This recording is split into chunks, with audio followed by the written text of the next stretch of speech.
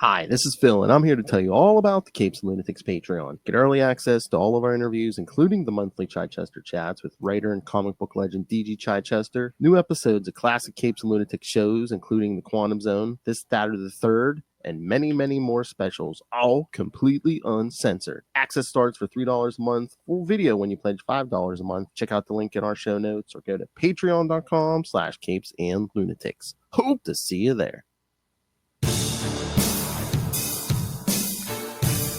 Hello, everyone. Welcome back. It's been a little bit. Welcome back to One World Under Doom, the Doctor Doom podcast. That's right. Kneel before the master. That's right. Kneel before doom. I am Phil. Joining me, as always, His Highness's favorite owl. It is. That's right. Justin the Owl, the Royal Owl of Latveria himself. Nice. And Russell can't join us for this episode, but hopefully right. he'll be joining us for the next one. Yes. And some Energon Universe stuff, maybe. Yes. That will be coming. Yeah, well, for fans of that show, we're happy to announce that we have a few episodes of those planned for the new year. Yep. Maybe cover like the Scarlet and Destro series to wrap those up. Got a new G.I. Joe series going. Yes. Transformers is still going on. Yeah. Void Rivals. Mm-hmm. Oh yeah. And I'd like to do a few more episodes of this show as well in 2025. I'd like to do. I was thinking about that this week. I'd like to do at least 2 episodes of Doom 2099. Oh, nice. Yeah. Maybe do a couple of those, and maybe 2 or 3 others throughout the year, just randomly. The Doom 2099. Is there an omnibus or something coming out? We should find out when that is. Maybe do it somewhere around. I think I saw that. Yeah, that was announced. I don't know if it's out yet, but I was really excited about that because more people need to read that series. It is a gem. Oh yeah, and then that way, yeah, maybe if we do it around the one after the omnibus comes out, yeah. Nice. Yeah, I'd definitely be up for that. But I remember you picked the comic that we're covering tonight a while back when we originally discussed this. Back when we originally discussed Doomcember for Marvel Tales, you had picked this. Yes. As part of Doomcember, which we changed a few months ago. So I'm glad we can still finally cover it in a roundabout way. Exactly. And again, I picked it because it's a holiday issue and Doom's in here. So yeah, so we kind of get kill 2 birds with 1 stone here. Yeah. And it's one of my personal favorite eras of Fantastic Four. I love this creative team of Tom DeFalco and Paul Ryan. I think that it's solid gold through the whole thing. Yes. I'm sorry, on this show it should be we killed 2 accursed Richards with 1 stone. Yeah, exactly. Cursed Richards. All right. I don't know, should we get into this one? And yeah. All right. I don't think we have any Doom news to cover other than not yet. Other than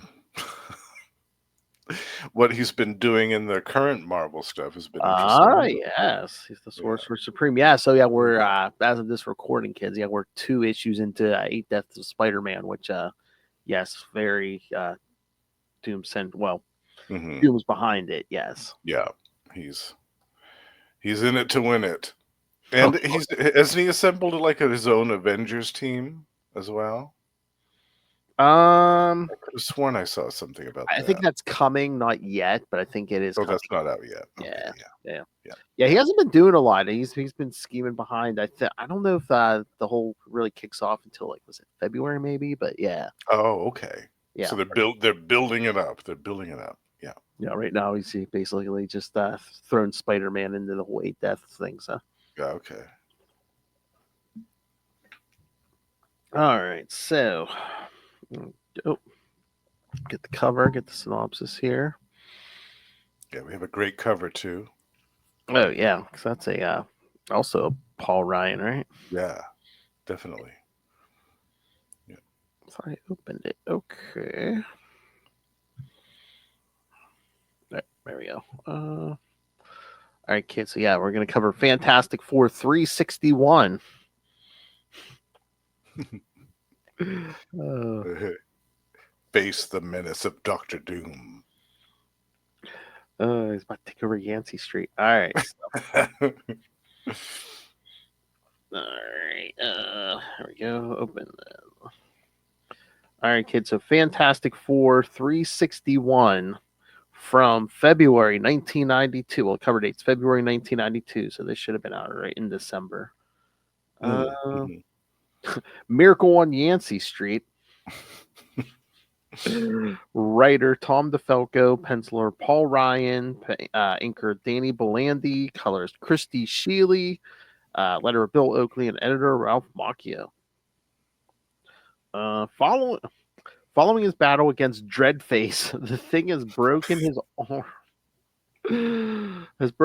forcing Reed to reset the broken limb and set it in a specially constructed cast.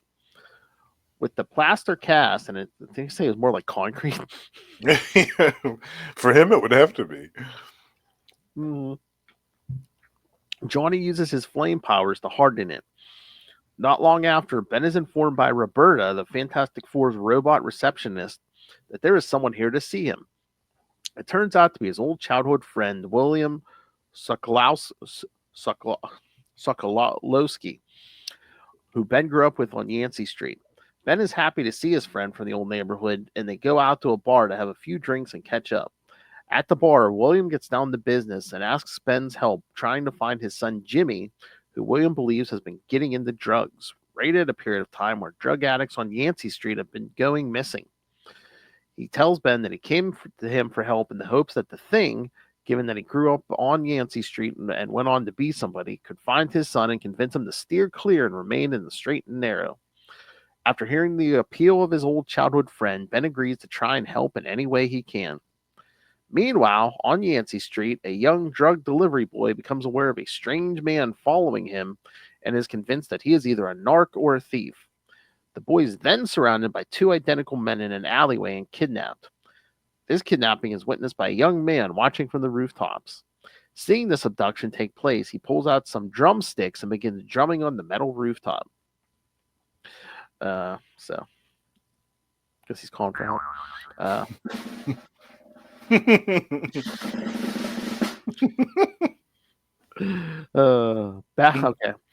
Back at Fort Freedom's Plaza, Johnny finds a present that he had bought, quote unquote, Alicia for Christmas, a new pantsuit. He then realizes that he bought it for the woman posing as Alicia, a Skrull named Elijah who had seemingly died helping them rescue the real Alicia. Merry Christmas, dear. Here's your Hillary Clinton cosplay.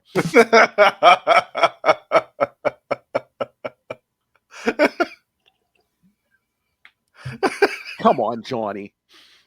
Although, I mean, I guess since he eventually gives it to the real Alicia, it would have been a lot more uncomfortable. If it'd been like, oh, here's some lingerie. Here you go, thanks. Yeah. Model this on for me, honey. Oh my! Well, again, Alicia's freaking out in this issue, and I don't blame her. Yeah, she is. Yeah, she's not having a good time. It's totally understandable. And I mean, there's damage on both sides. I mean, Johnny's basically been getting raped for since like issue 265 almost, and for years practically. Yeah. And now she's Elijah lived Alicia's life for how long, and Alicia's gonna be like, oh God, Johnny knows what it's like, see me naked and everything. Oh God. Yeah.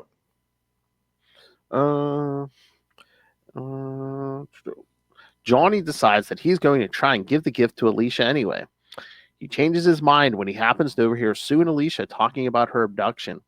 When he hears Alicia lament about how Elijah hijacked her life and tricked Johnny into marrying her, and later telling Sue to dispose of all the possessions her imposter accumulated in her absence, a heartbroken Johnny dumps the package in the garbage. Rounding the corner, Johnny comes across young Franklin, who is struggling with a package of Christmas decorations. When seeing what's up with his nephew, he learns that Franklin is trying to set up the Christmas decorations because everyone's sad because Johnny and Alicia won't be married and Uncle Ben broke his arm. Seeing his nephew in tears, Johnny hugs him and tells young Franklin that they're going to have the best Christmas they can manage. Oh, Lord. This sounds like quite the Christmas. My uncle ain't getting married, and my other uncle broke his arm. Yeah. Stop fighting over that last pack of smokes. Look, we got the tinfoil star for a tree.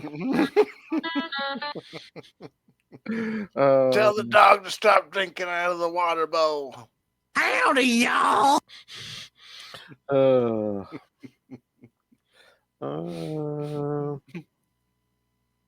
Seeing his nephew in tears, Johnny hugs him, tells young Franklin they're gonna have the best Christmas they can manage. At that moment on Yancy Street, the Thing is searching for young Jimmy Sokolowski when suddenly he is struck by a snowball. Seeing a kid run into an alley, he follows after the child, but slips on a patch of ice and goes sprawling in the garbage. Recovering from the spill, Ben soon finds himself face to face with the current incarnation of the Yancy Street Gang. They introduce themselves to him: the intelligent African-American youth called Dictionary Dawson, the obese little Larry Lee, smooth-talking Hispanic Manny Merenguez, Mexican drumming enthusiast Rhythm Rios, Irish-born Grease Monkey Lugwrench Lebowski, and lastly, the scrappy young girl calling herself Two-Fisted Tommy Boy. Oh, my. Just what you see in street gangs. Ethnic diversity. Yeah. And we have boys, we have a girl. Yeah. Yes. So this is a true street gang of the early 90s. I was going to say, early 90s. Yeah. Yes. Yeah. Because, yes, all street gangs in the early 90s were very forward-thinking. Yes. Yeah. The youth are none too happy that the longtime enemy of the Yancy Street Gang is on their turf. But when Ben tells them that he is looking for Jimmy Sokolowski, they tell him what they know about his abduction and know the warehouse where he was taken. When Ben insists that he go alone, the Yancy Street Gang refuses and tags along despite his protests. And then they make a comment of like, yeah, we know wimpy newsboys. So first I was like, is this the Falco's attempt at newsboys? And then they say, wait, no, wimpy newsboys. I'm like, yeah. I like that because as you know, I'm not a fan. Newsboy Legion, boo. And also the Teen Brigade. Marvel already had the Teen Brigade. So boo to both of those. Oh boy. I wish I had been able to get all new Venom #1 today, but of course, yes, Diamond had to screw a lot of the East Coast. But I guess they don't answer who the new Venom is in #1, but I guess one of the suspects is Rick Jones shows up. Really? Mm-hmm. That's the new Venom. Okay. Well, he's one of the suspects. You know, we're doing an old school. Who is that?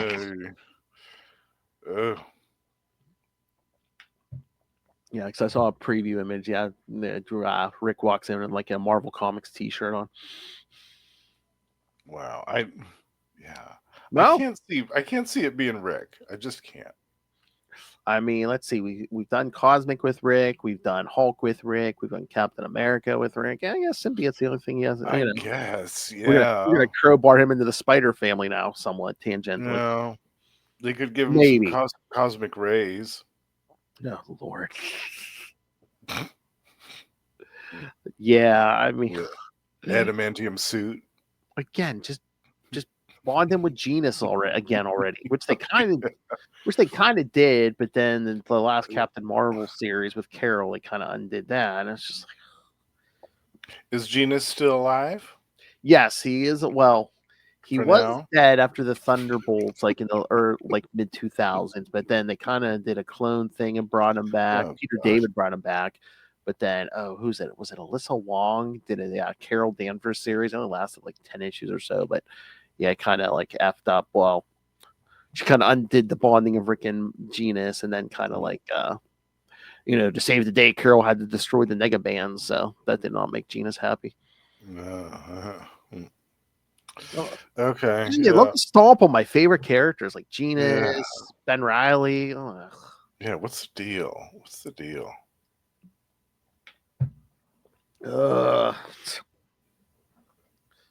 Again, I didn't get started. Oh, get started. Yeah. Oh man. All right, back to the kids. Yes, back to the kids. Breaking into the abandoned warehouse, they clash with the men who captured Jimmy, and Ben discovers that they're actually robots. I wonder where this is leading, kids. Oh my!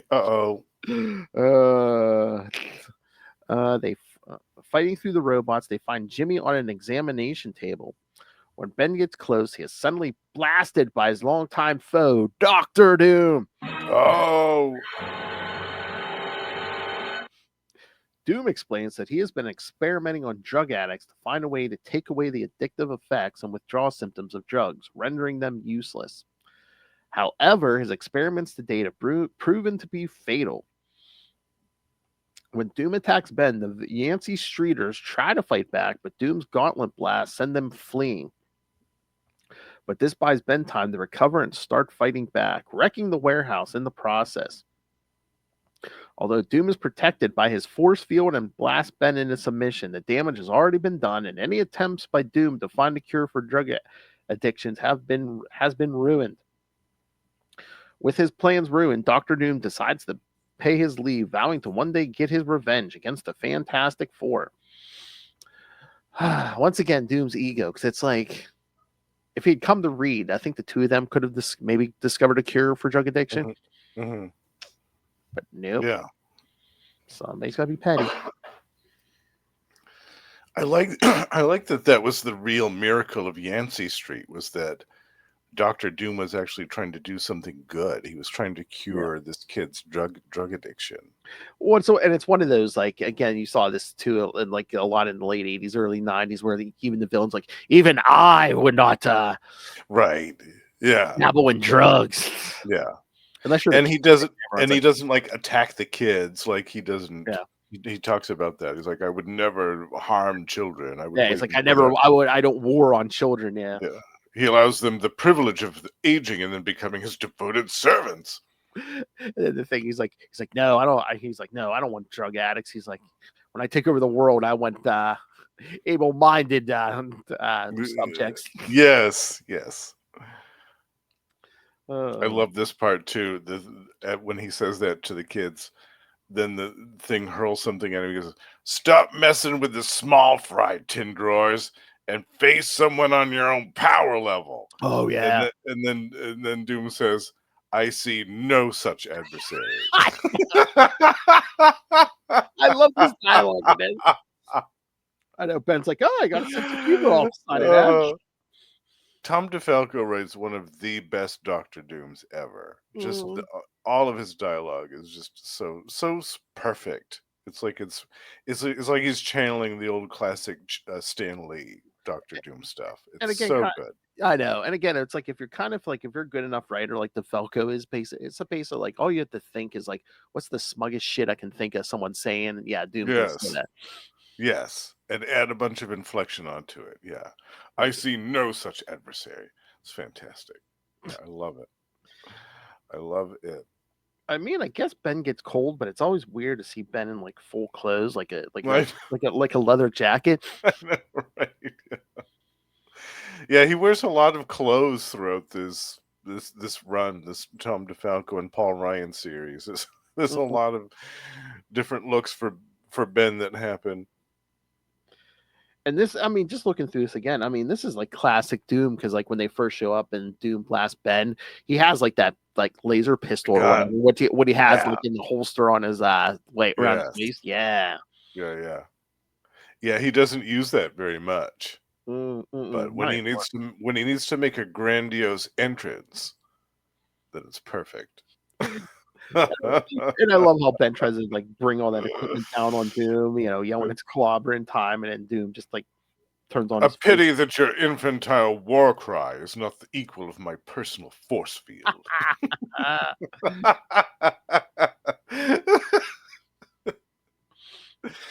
And he blasts the hell out of Ben. That's the thing. I always love the fights between Ben and Doom because they're always interesting. I mean, it's an interesting dynamic between the two of them. Yeah, because that's the other thing. And Doom mentions he's like, "Oh, and you once crushed my hand and stuff." I think that was back during the Stan era. Yeah, that was a long time ago. That was like issue 40 or something. Yeah. He has this hatred for Reed, but with Ben, it's a different. I don't know if it's abject hatred, but it's more like a disgust.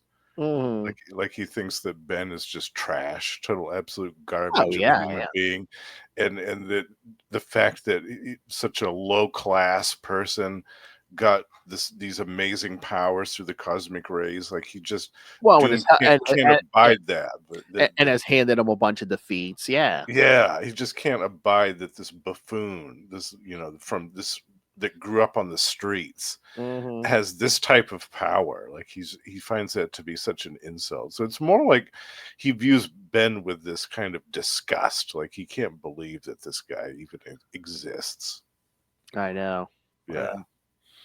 Oh, yeah, because wasn't it around 350? Like he's fighting Doom, and Doom mentions the whole thing about him crushing his hand. Back in the Stan days, and like it had just happened, and Ben's like, "Wait a minute, has every Doom we fought since then been a robot?" He's like, "What?" Yeah, that was the Walt Simonson one where they kind of retconned a whole bunch of shit.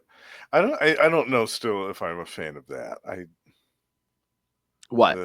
Of the whole idea that everything between that one it can't Stan Lee and Kirby adventure and that Walt Simonson issue was a Doombot. Like I can't wrap my brain around it. That. Can't be, because there was that storyline in the Burn Run where like Terax destroys his body, so he has to like jump his mind into another body. Yeah.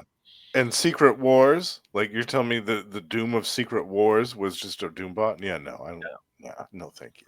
And again, that was the whole thing. When the Beyonder put him back in his body, it's like the Beyonder would have known if that was a robot. Yeah.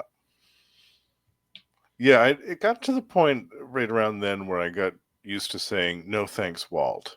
Because Walt Simonson did a lot of stuff like that. And I was just like, "No thanks, Walt." No, I mean, it's been a while since I read that, but I almost felt like it was a little left kind of vague, where it was like maybe some of those. I mean, of course, some of those appearances were robots, but I mean, I could see that where it's like after he gets his real body back, where it's like, maybe I don't want to risk my life, so casually. That I got a robot and that. Yeah, make some more Doombots then. Yeah, upgrade them. Yeah, because I mean, we'll get to next year. We're gonna get to the storyline where Ben loses his powers. Like, yeah. Oh yeah, I think it's 2 episodes. We're gonna cover that whole Rogue Watcher thing. Yes, Aaron, the Rogue Watcher. That's some good stuff. Oh yeah. And I mean, there are a bunch of dream issues, but like that one with the war between Doom and Crystal. Yes. Oh my god. Oh man, we should try to get Russell for that one. Yeah. Yeah, I would love to get his viewpoint on that. Because again, it's just like a dream, but it's like Doom and Kristoff fighting, and it's like they both have villains on each side. Yeah, yes. Well, including Joe Fix. Yeah. Yeah, I love that one so much. But yeah, no, I mean, no matter what kind of punishment Doom hands out to Ben here, I mean, that at least that cast is still holding. Yeah. Like I think it might start to crack by the end, but it's still holding. Yeah. And he might be down. I mean, Doom just kind of casually walks away after he blasts him into near oblivion. Well, it's so weird though, too. Though I mean, I guess he figured Ben would know, but the thing I thought was weird because Doom's like, "Well, I'm not going to destroy you now because I see your arms in a cast, and the only worthy defeats if when you're at full strength and stuff. You must be at the zenith of your brutish physical prowess in order for me to fully savor your final defeat." But then he walks away, and Ben's like, "We better get out of here because Doom don't love to leave evidence." And of course, he blows up the building. Yeah. But it's just like if you don't want to kill him right now, wouldn't you say, I would get these children out of here? Yeah, right. I know that's a pretty broad assumption to make, right? Yeah. Mhm. And again, especially since Doom thinks Ben's an idiot. Yeah, yeah. The other thing that I forgot about this, and I couldn't believe it, Mm. was on the next page after that, after the building blows up, they're back at the Baxter building. And they're decorating the Christmas tree. And Susan says to Alicia, I wish you could experience this tree, Alicia. It's so colorful, so cheerful.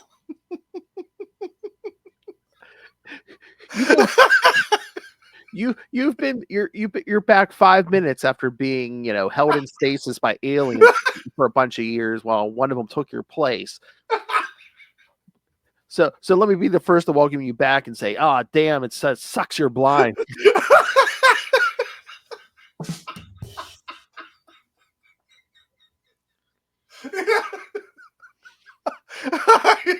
I had forgotten all about that. I thought, what, Sue?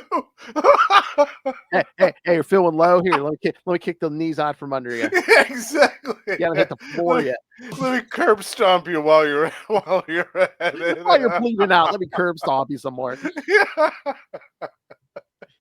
Hey, it's your first Christmas back in a bunch of years after being held prisoner by aliens. Yeah, let me make you feel like crap. Yeah. You want to listen to Gloomy Sunday by Billie Holiday? Or are you one of those blind people in Daredevil? Can you feel the colors? There you go, bro. You're welcome. And then Alicia, the joy in your voice paints a most vivid picture, Susan. You can almost hear the sarcasm dripping off of her. She's behind her, giving her the finger. Yeah, right. It's like, you bitch. Oh, I couldn't believe that Sue said that. I wish you could experience this tree. It's like, oh my God, Sue, what the hell? Oh no, you forgot the page before that when he's saying goodbye to the Yancy Street Gang and reunites his friend with his kid. But then the Yancy Gang's like, "Oh, you got a safe pass from now on through the neighborhood." And meanwhile, they put a "kick me" sign on his back. Yes, I love that. I think that was my favorite part. Was the "kick me" sign? It stole his wallet. Yes, I love that. Move out before he realized I palmed his wallet. So good. Yeah, I loved this. This was great. And this was nice too, because right around this time in Fantastic Four, we had a bunch of kind of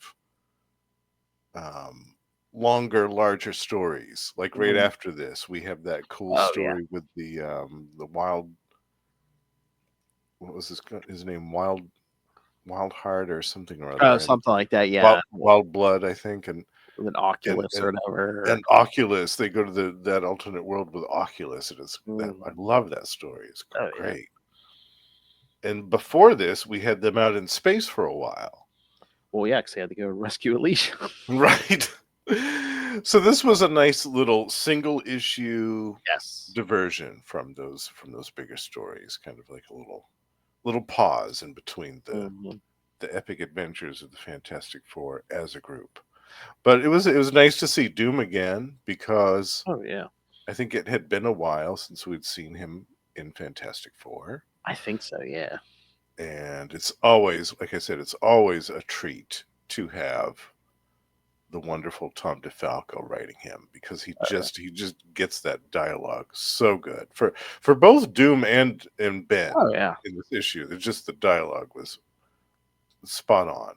All right, I'll do the last paragraph. We've kind of already said it, but as Ben recovers from the attack, he's joined by the Yancy Street Gang, who had freed Jimmy, and they all flee the warehouse, escaping just moments before it self-destructs. Thank God Ben thought of that. Yeah. Soon, Jimmy is reunited with his father, who's happy to have his son home safe and sound. The Yancy Streeters grudgingly agree that they did good work with the thing, but when they leave, they secretly paste a "kick me" sign on Ben's back. Back at Ford Freedom's Plaza, Johnny is finishing decorating the tree with Franklin when they are joined by Reed, Alicia, and that bitch Sue.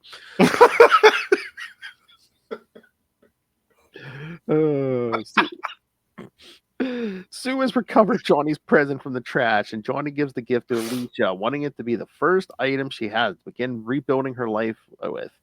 Suddenly, the Thing returns home, and he is in a sour mood. Not only was his favorite jacket ruined, and the Yancy Street Gang planted a sign on his back, but he realized they also stole his wallet. However, Ben's sour mood is calmed when Sue holds mistletoe over his head, and he gets a kiss from both her and Alicia. Becoming bashful, Ben wishes everyone a Merry Christmas. All right, that's it. Oh my lord! But yeah, there's so many notes and stuff on this. Okay, 1990. What was this? January 1992, February 92. Yeah. This is kicking. All right, so this is where this is where everyone was right before this issue. Reed, Johnny, and Sue were last seen in Slapstick number 4. What? Slapstick number 4. Slapstick. Mm-hmm. Okay. That weird character. Yeah. Yeah, I remember it, but I guess I didn't know they were in it. Yeah, Ben was last seen in Marvel Comics Presents 105. Okay. And of course, Franklin was last seen in Fantastic Four 357, like right before they left it, find Alicia. Right. Roberta was last seen in Deathlock number 3. Kicking ass and taking names in Deathlock. That's how big the Fantastic Four were. There was a robot receptionist was making a guest appearance. What was she doing in Deathlock? I don't know. Oh, unless Deathlock was looking for the Fantastic Four's help, because guess who shows up in Deathlock number 3? Doom. Oh, okay, yeah, all right. Yeah, I haven't read it, but yeah, I'm assuming that's unless he goes to Fort Freedom's Plaza looking for help or something. Okay, yeah. Okay, and a continuity error here. Ben broke his arm last issue battling Dreadface. Incidentally enough, in his appearances between that issue and this one, which were the Marvel Holiday Special 1991, Marvel Comics Presents 94, Slapstick number 4, New Warriors 24, and Marvel Comics Presents 105, Ben's arm is not broken. Although his arm is placed in a cast this issue, it's gone by next issue. Well, those other appearances may not have been in continuity either. Maybe. I don't know. Like some of that Marvel Comics Present stuff and like Marvel Fanfare and all that other, like the anthology books, I always took that to be, unless it was specifically stated in an editor's note somewhere within the story itself, I always assumed that it was just, you could pretty much make up your mind when and where that story took place within that character's canon. You're not saying Slapstick wasn't rock hard continuity? Yeah, exactly. What was Ben Grimm's doing? What was Ben Grimm doing in that issue of Slapstick without his cast on? Damn it! Oh, look at that cover, DeFalco's Deli. I swear there's always I swear there's always jokes in it, because like way back when Lilith and I were doing like the Spider-Man black suit, when he first got the symbiote. Yeah. There's an issue where I don't know, is it the one where he's chasing Jack-o'-lantern through New York, and there's like a it's like the Falco sausage or something, or the Falco sausage or something. It's something. Okay. And like Lilith always still makes comments about the either like the DeFalco sausage or the DeFalco bologna factory or something. I just think all the guys I don't think he asked for that. I think all the guys he works with just do that. Oh yeah, they just did that. Yeah. And I wonder who, because on the moving truck it says Mac Ray. I wonder who that was. Yeah, I don't know. That's oh yeah, Alicia's presence with the fan. Oh wait, no. Oh yeah, the Ben with the Yancy Street Gang. Because they were all mad because he moved away. And seen in The Thing number 1. Mm-hmm. The original. Oh yeah, we should cover some of that. The Thing. The Thing series. Yeah, definitely. Alicia's presence within the Fantastic Four is one with complex difficulties for both Ben and Johnny. They are. Ben used to date Alicia going back as early as Fantastic Four number 9. And then the whole thing is like when they were off during the first Secret Wars, Alicia was replaced by Elijah in Fantastic Four 265, which we covered. When they returned from Secret Wars, and then 358 is when they rescued her. We covered that too. Alicia and Johnny got married in Fantastic Four 300. Getting him and Elijah, but it's so weird. It's like, yes, the I think it was like the normal sized issue, Fantastic Four 300. Yeah. Modern that's comics would never. the weirdest thing I ever saw. I know. Yeah. So strange. It was a weird thing. Like, I think it was close to that time too. Like Daredevil 200 was like Daredevil 200 was a normal size issue. It was so really? weird.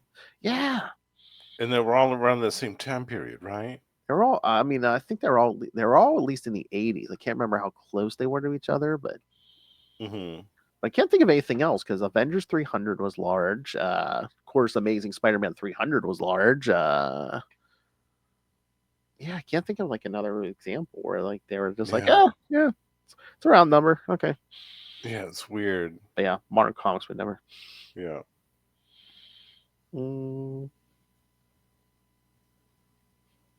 Okay. Oh, okay. This Yancy Street Gang shows up again. I was curious about that actually. If they returned in the miniseries Justice for Balance. Oh, from New Warriors? Yeah, the Vance Astro. Oh, yeah. No kidding. I never read that actually. I don't think I read it either. So yeah, so they must show up there. Maybe we'll add that to the roster for Marvel Tales. Maybe. Oh yeah, because I opened up the thing for number 1. The solicit was Vance investigates the death of a young runaway after the Yancy Street Gang is implicated in her death. Oh, interesting. Okay, very cool. Yeah, didn't Fabian write that? Yeah. I want to read that. Yeah, I had always meant to get around to that. Yeah, me too. Oh yeah, we should do like more new Warriors and everything around there. Yeah, because there was the Night Thrasher series, there was the Nova series. Oh yeah, for a while, the New Warriors there was all kinds of stuff with that. Yeah. Oh yeah, I like some of those Nova series, like even the one after it and stuff. Yeah, me too. Yeah, that's good stuff. Oh, okay. There's one I haven't read. We need to get to. This will tickle your fancy. Doctor Doom makes his appearance here between Excalibur XX Crossing #1. Oh yes. Oh, you've read it? Yes, that's a one shot. Yeah, where he pits Excalibur against a time displaced original team of X-Men. Yeah, that's some good stuff. Nice. I wonder if that's on the app. Those original X-Men, man, they've been flung all across time displaced. Between the Bendis stuff. Yeah, exactly. They're probably like, what next? Where are we going to go back to now? Prehistoric Earth and team up with some dinosaurs? There was a one shot. What was it? Last year, maybe, or the year before, where like I think Phoenix or somebody like sent them through time or something. I don't know. Oh wow. Yeah, those original X-Men have met the future several times and been mind wiped every time. Yeah, they do have that one shot on the app as well. XX Crossing. Yeah, so we can definitely cover that. Yeah, I've never read that. Yeah. So yes, Doom's appearance here took place between that and Mark Spector Moon Knight 36. Oh, that's right. Oh my god.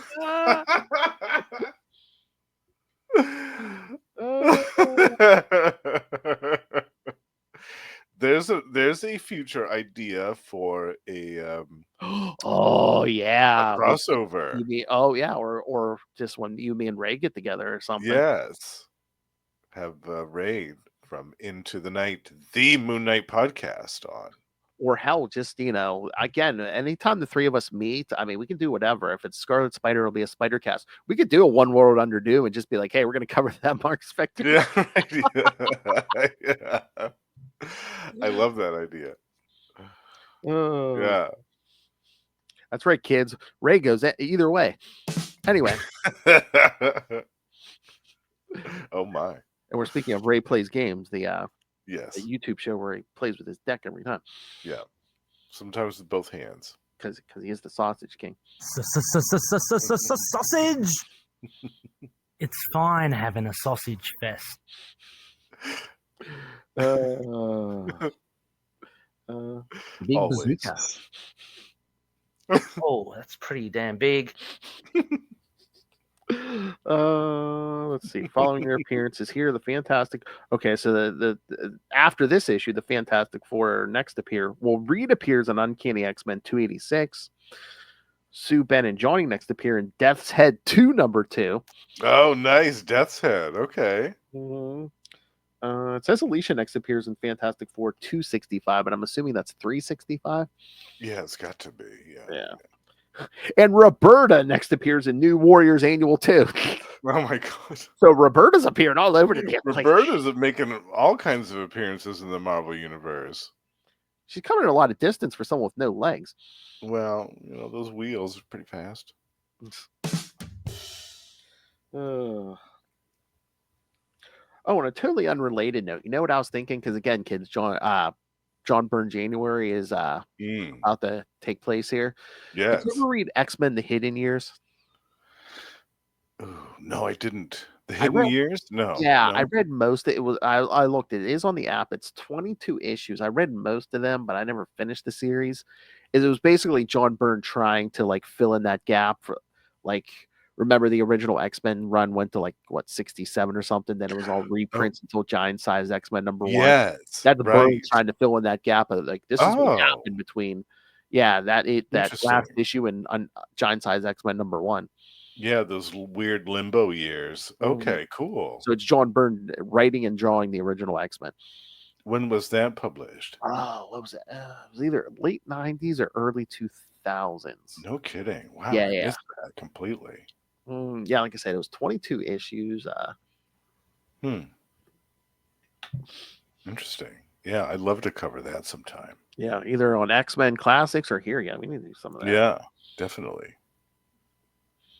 All right. I was going to say, I was afraid we only had one issue. We weren't going to have enough to talk about, but we had enough to talk about. Yeah. We filled up the whole episode. Yeah.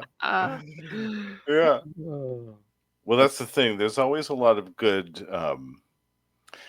You always get your money's worth with a Tom DeFalco and Paul Ryan Fantastic Four story, because in this we get, you get some good action with Ben versus Dr. Doom, but you also get some other character stuff with Johnny talking with Franklin and the stuff with Alicia, and you just get a little bit of everything. You get the full feast.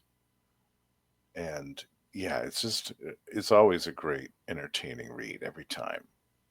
Oh, yeah. And they've aged very well over the last, this doesn't feel like it was written 30 years ago. Oh, I forgot about this. But the last appearance of the Yancy, this version of the Yancy Street Gang, and again, their fate's not known after this. I didn't remember. I should have guessed. Do you want to guess where their last appearance was?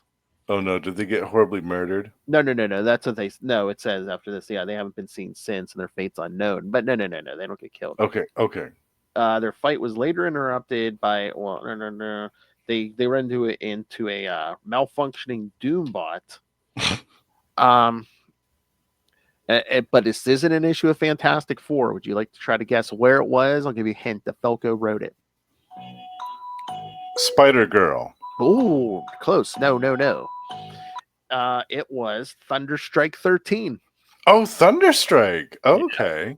DeFalco. Yep.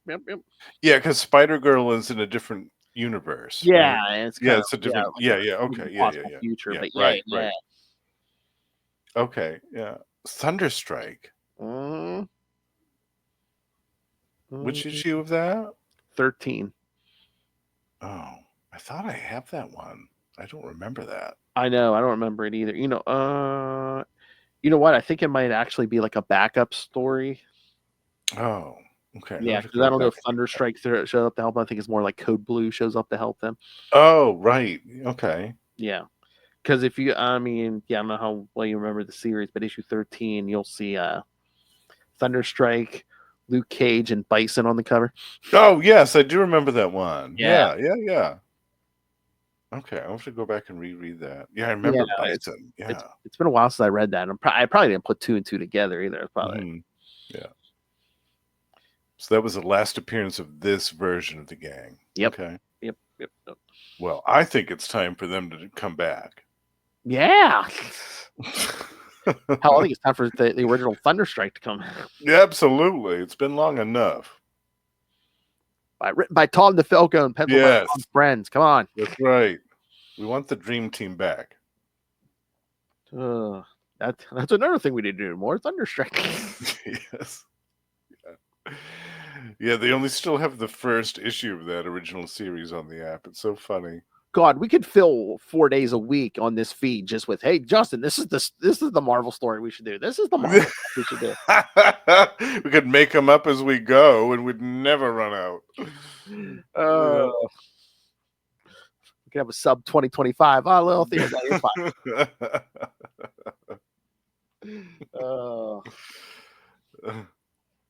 No, I can't. I can't get not without my love. All right. So, anything else? No, I think we covered it all very well. It was nice in time for the holidays as well. Exactly. Yeah.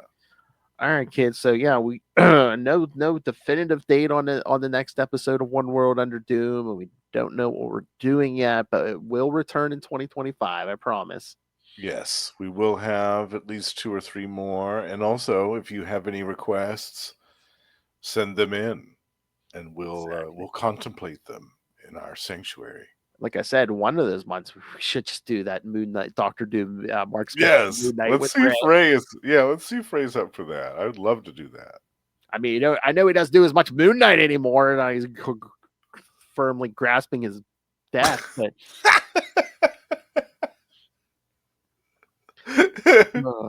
Well, he is still doing the Ultimate Spider cast with us. Yes. Yeah, you'll be getting some Scarlet Spider from the three of us, and again, we said, well, we could even do some Wonder cast here and there, especially like if we're doing the next one. It's an evening one, might be able to get Will in there. So yeah, that's true. We haven't done a Spider cast in a while, Wonder cast in a while. Yeah, because that show's gonna be coming soon too. Is it 2025? I think so. Okay. Let me look. Well, when it's announced, we should do something. Yeah. With that. We should plan an episode or 2 of that. Oh yeah. Although I think that in the episodes that we've done on that show, I think we've pretty much exhausted all of his solo exploits. Yeah, I mean, we could do some West Coast Avengers. So I think it's time to start looking at the Avengers books. Yeah. Yeah. And even we could even do the post Heroes Reborn stuff when he is resurrected as well. Oh yeah, yeah. Some of that stuff, yeah. Is this true? It looks. I'm seeing something says December 2025, so about a year from now. About a year from now. Okay. Yeah. Well, before that, but okay. We'll see. But yeah, once we get an announcement, we should plan something. Yeah. Oh yeah, I like that idea. All right, so yeah, everyone. Send in your thoughts, send in your suggestions, send in your ideas. Exactly. Yeah, you're again sending your Marvel suggestions. We'll try to squeeze them in somewhere, whether it's Marvel Tales, X-Men Classics, One World Under Doom, a Wondercast. But yeah, if you can tell, we're big fans of Marvel. So yes, if you hadn't already guessed. Exactly. Yeah. All right, kids. So so send us all your thoughts, your suggestions, your questions. Email us CapesandLunatics@gmail.com or call the voicemail 614-382-2737. That's 614-38-CAPES. And remember, you can find all things Capes and Lunatics episodes, social media, merchandise. Get your brand new Capes and Lunatics merch, the classic Capes and Lunatics merch. And again, you think you fear doom, you ain't seen nothing unless you rain random money on us. That Ultimate Monarch, Lilith Hellfire. Yep. So use the Cash App link. Just give us money. Make it rain. Make it rain. Again, you know what Lil says. We need the money. Gimme. And of course the Patreon, where again you can find exclusive uncensored content from me and Lilith. And again, if you are a patron like Justin, you can suggest topics for us to discuss, as Justin. Absolutely, yes. We've covered 2 or 3 of my ideas already this year. We may be doing another one. Yes, I love that. So membership has its privileges, kids. Indeed. All right. So yes, you can find the Patreon and subscribe at patreon.com/CapesandLunatics. And you can find everything at tubespace.io/Capes and Lunatics Podcast Network. That's tubespace.io/Capes and Lunatics Podcast Network. More vicious and brutal than ever. All right. Now for this Justin the Owl. Again, you can hear him. Well, you can hear him whenever we do a One World Under Doom, you'll hear him. You can hear him every week on Marvel Tales or X-Men Classics right here. Whenever we do an Energon Universe, we'll hear him there. We see him popping in and out of certain shows, like he'll be joining Lilith and I for Select Ultimate Spider Cast this year. Yes. And on Capes Lunatics Sidekicks, you can catch him at least once a month on We Are the Night. the Batman podcast. And Azrael. At least once a month talking Azrael. Sometimes we'll pop in for other episodes that strike his fancy. Again, you'll see him popping in and out on Electric Mullet, joining me and Tyler to talk some 90s Superman talk. Yeah. So you're like, man, that's a busy schedule, but it gets even busier, kids. Yes, because I can't get enough. I have even more podcasts each month. And especially Russell's Russell's loss is our gain, kids, because the less Russell podcast, the more we get him here. So it's a win for us. Got him for a picture. We got him for a 3-picture deal. See. All right. But yes, he also podcasts elsewhere. So Justin, tell them about. That's right. Every month you can find me over at Gamma Charge talking with my pal Russell about either the Immortal Hulk or the Sensational She-Hulk. We are alternating coverage of those two series and having a great time with it. And we also have a Patreon, and for certain paying tiers of our Patreon membership, we are doing bonus shows where we cover DC's versions of the Hulk as well. And that's been fun. Nice. And over on Predator and Prey, we're joined by the High Priest of Khonshu, Ray, and Sparky to discuss some classic Predator comics published in the early 90s by Dark Horse. And over on the Lost Library of Legends, I am starting a multiple-part retrospective on an Ultraverse title from the early 90s called The Strangers. Going back to the 90s here, bitch. Double biscuits. Please. I'm going to eat this up with a fork and spoon. I'm so excited. I've been looking forward to doing this Ultraverse retrospective for over a year now. Yeah. So I'm so excited to finally be able to do it. Gonna be some dicks waving around in here. It was the early 90s, so you better believe it. Yeah. Lots of body parts waving around in the 90s. Absolutely. Yeah. Because there was no clothes on. Yep. All right. Citizens of Latveria, you may now disperse and go back to your homes.